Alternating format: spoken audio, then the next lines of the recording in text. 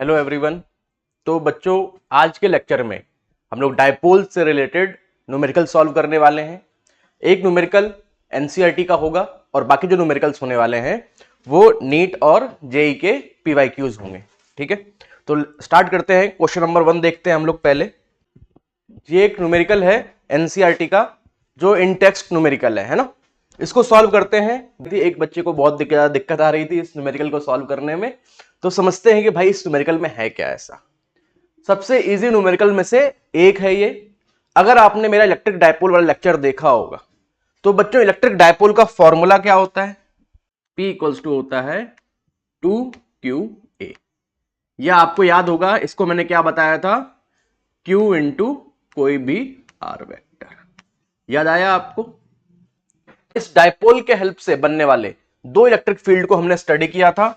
अगर वो एक्सिस में ही होता है दोनों डायपोल के, तो उसका फॉर्मूला बनाया था हमने 2kp/r³।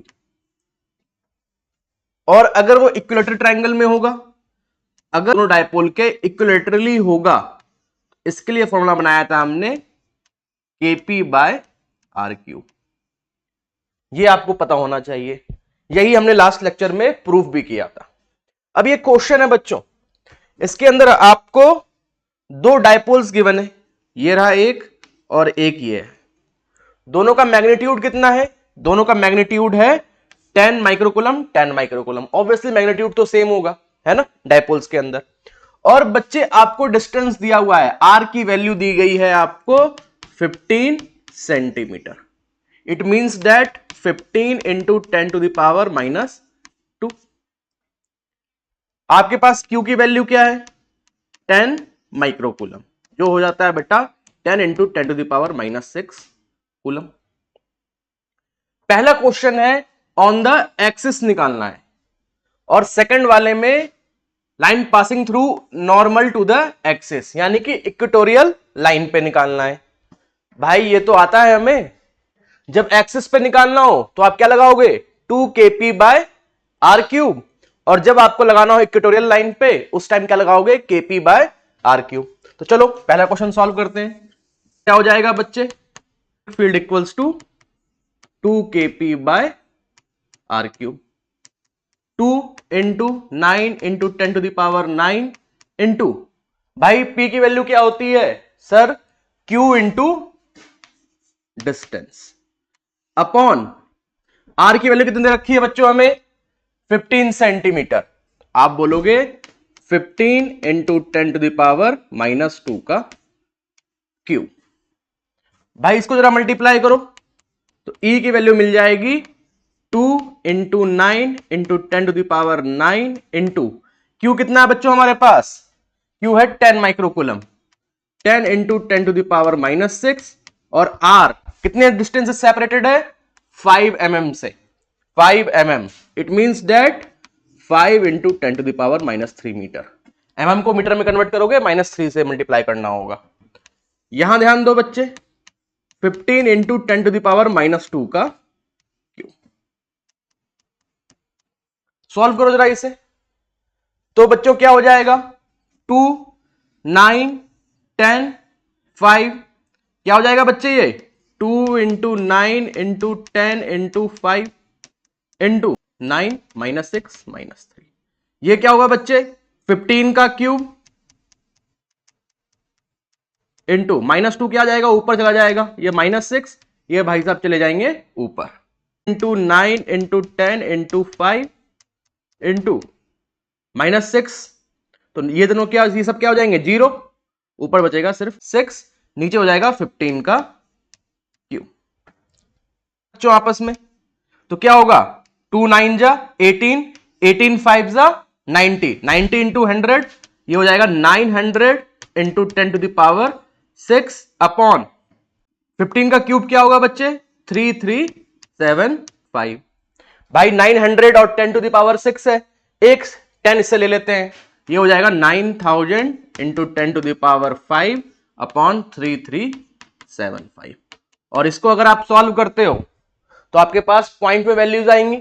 भाई 3 से 2.66 into 10⁵ is the answer solve कर लेना इसको, है ना, 2.66 इंटू 10⁵ चलो आपके बुक्स में इसको दे रखा होगा 2.7 इंटू 10⁵ पहला क्वेश्चन सॉल्व हुआ। क्या इसका बी पार्ट भी सॉल्व कर सकते हो आप लोग? तो चलो मैं इसको रफ करता हूं। तो ये बताओ बच्चे, जब एक्सिस पे था, जब हम एक्सियल लाइन पे देख रहे थे बच्चे, तो फॉर्मूला क्या था? 2kp/r³। और जब इक्वेटोरियल लाइन पे बोल रहा हूं बच्चे, तब क्या होगा? इक्वेटोरियल लाइन पे बोल रहा हूं मैं, तब फॉर्मूला होता है kp/r³। भाई ये बताओ दोनों में रिलेशन क्या है? यहां भी k, यहां भी p, यहां भी r³। डिफरेंस बस बच्चे इतना है कि यहां पर 2 से मल्टीप्लाई हो रहा है, यहां पर 2 नहीं है। तो इसका जो भी आंसर आया है बच्चे, अगर उसे 2 से डिवाइड कर दोगे तो हमारा इक्वेटोरियल लाइन का नहीं मिल जाएगा? हो गया आंसर, खत्म। 2.66 आया था बच्चे, 10⁵ न्यूटन पर मीटर आया था आंसर। उसको 2 से डिवाइड दे दो, 1.33 आ गया आंसर, खत्म। भाई यही था, यही करना था आपको। बहुत टफ था क्या? कुछ भी टफ नहीं था। तो ये क्वेश्चन यहां सॉल्व हो जाता है, ठीक है। चलिए नेक्स्ट क्वेश्चन पे आते हैं हम लोग। ये क्वेश्चन है नीट 2022 का, और देखो कितना इजी सा क्वेश्चन है। 2 point charge minus Q and plus Q R placed at a distance of L. भाई दोनों मैग्नीट्यूड सेम है, एक स्मॉल सा डिस्टेंस एल पे सेपरेटेड है। तो ये किसका केस है बच्चे? ये तो डायपोल का केस है। और यहां दे भी रखा है R is much greater than, है ना, बहुत ज्यादा है एल की वैल्यू से। तो डायपोल का केस है। भाई डायपोल का फॉर्मूला क्या होता है? तो आप बोलो 2kp/r³। और आपसे पूछ रहा है डिस्टेंस का क्या रिलेशन होगा? ऑब्वियसली यहां पर क्या है? r³। खत्म। आगे इस क्वेश्चन में कुछ जो फॉर्मूला हमने पहले यूज किया, उसी फॉर्मूले के बेस पे हमने नीट 2022 के क्वेश्चन को सॉल्व कर लिया। आगे क्वेश्चन देखते जाओ, है ना, अभी देखेंगे हम लोग आगे क्वेश्चन भी। ये जेई मेन 2022 का क्वेश्चन है, और देखो कितना इजी क्वेश्चन है। भाई दो चार्ज दे रखे हैं आपको। हाँ सर बिल्कुल दिया है। एक चार्ज मैं यहां मान लेता हूं, एक चार्ज इधर मान लेता हूं, है ना। एक है 8 इंटू 10⁻⁻6, एक है -8 इंटू 10⁻⁻6। भाई डी डिस्टेंस पे, चलो डी डिस्टेंस पे सेपरेटेड है। इनके बीच का इलेक्ट्रिक फील्ड गिवन है बच्चों आप लोग को। ई गिवन है 6.4 इंटू 10⁻⁴ न्यूटन पर कूलम। आपसे पूछ रहा है कि डी डिस्टेंस जो हाफ है, डी डिस्टेंस, यहां ध्यान दो, magnitude this are placed a distance D apart, the electric field at the middle point O. इनके बीच में इलेक्ट्रिक फील्ड दे रखा है आपको, वो डिस्टेंस फाइंड आउट करना है आपको। तो आप क्या बोलोगे? सर ये d है, तो ये डिस्टेंस कितना होगा? d/2। At d/2 electric field is this. Electric field का फॉर्मूला आता है? अरे सर बिल्कुल आता है, E equals to kq/r²। k की वैल्यू, q की वैल्यू 8 इंटू 10⁻⁻6, r²। तो डिस्टेंस गिवन नहीं है, पर डिस्टेंस कितना है बच्चों? d/2 का स्क्वायर। और इलेक्ट्रिक फील्ड कितना है बच्चे? तो आप लिखोगे 6.4 इंटू 10⁻⁴। इसको ओपन किया बच्चे, क्या हो जाएगा ये? 9 इंटू 10⁻⁹ इंटू 8 इंटू 10⁻⁻6। d/2 का क्या हो जाएगा? d²/4, है ना। इसको मैंने हटाया, क्या हो जाएगा? 4/d², है ना, रेसिप्रोकल कर दिया। ये भाई साहब ऊपर चले जाएंगे, ये नीचे आ जाएगा। तो अगर मैं इसको सॉल्व करूं तो ये कुछ बन जाएगा बच्चे, d² equals to 9 into 8 into 4 into 10⁹ into 10⁻⁻6 upon 6.4 into 10⁻⁴। ठीक है। अब इलेक्ट्रिक फील्ड क्या है बच्चों? दोनों के कारण है, तो यहां पर क्या होगा? 2 से मल्टीप्लाई होगा। क्या होगा? 2 से मल्टीप्लाई। अब देखो बच्चों, 2 8 जा 16, 16 4 जा 64, 64 इंटू 9। भाई इसमें से माइनस हुआ, प्लस का 3, 4 ऊपर जाएगा, माइनस का 4, और यहां क्या बचेगा? 6.4। भाई 64 से 6.4 कितनी बार कैंसिल होगा? 10 टाइम्स। क्या बचेगा? 90 इंटू 10⁻⁻1, या फिर क्या बचेगा सर? 9, माइनस का 1 है ना बच्चों, डिवाइड में चला जाएगा। तो हमारे पास d² की वैल्यू आ गई 9, रूट में लिया तो d equals to √9। 3 metre is the answer. आया है ना बच्चे? बस इतना ही करना था, इलेक्ट्रिक फील्ड निकालना था हमें, दो चार्ज के लिए निकालना था, 2 से मल्टीप्लाई कर दिया, 2 से मल्टीप्लाई करके हमारे पास आंसर आ गया। अगला क्वेश्चन देखो नीट 2021 का, polar molecules are the molecules. अरे भाई एनसीईआरटी पढ़ा होगा, उसमें साफ लिखा हुआ है पोलर मॉलिक्यूल्स के पास दो टाइप के मॉलिक्यूल्स होते हैं, पोलर और नॉन पोलर।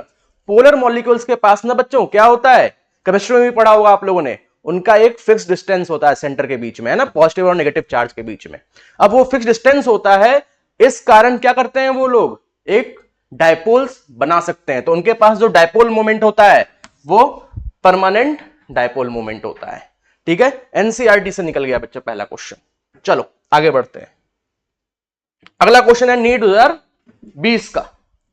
अब ये क्या कह रहा है भाई, the electric field at a point of equatorial line. अरे यार क्या फालतू क्वेश्चन है। इक्वेटोरियल लाइन पे फॉर्मूला क्या था, याद करो, ई हमने पढ़ा पहले, क्या पढ़ा था, 2kp बाय आर क्यू। ये किसके लिए था, एक्सिस के लिए, और ये क्या था, kp बाय आर क्यू। देखो kp बाय आर क्यू है कहीं पर, देखो E इक्वल्स टू 1/4πε0 क्या होता है, के ही तो होता है। ये नहीं होगा, ये भी नहीं होगा, ये भी नहीं होगा, option A is the answer. तो बच्चों यहां पर हमने पी बाई क्यू सॉल्व कर लिया। इस लेक्चर के बाद हम लोग थ्योरी करेंगे गॉस लॉ का और पोटेंशियल, इलेक्ट्रिक पोटेंशियल का, जो आपके लिए बहुत इंपॉर्टेंट है। इसके साथ ही हम न्यूमेरिकल्स और भी सॉल्व करने वाले हैं। तो मिलते हैं नेक्स्ट लेक्चर में, तब तक ऑल द बेस्ट।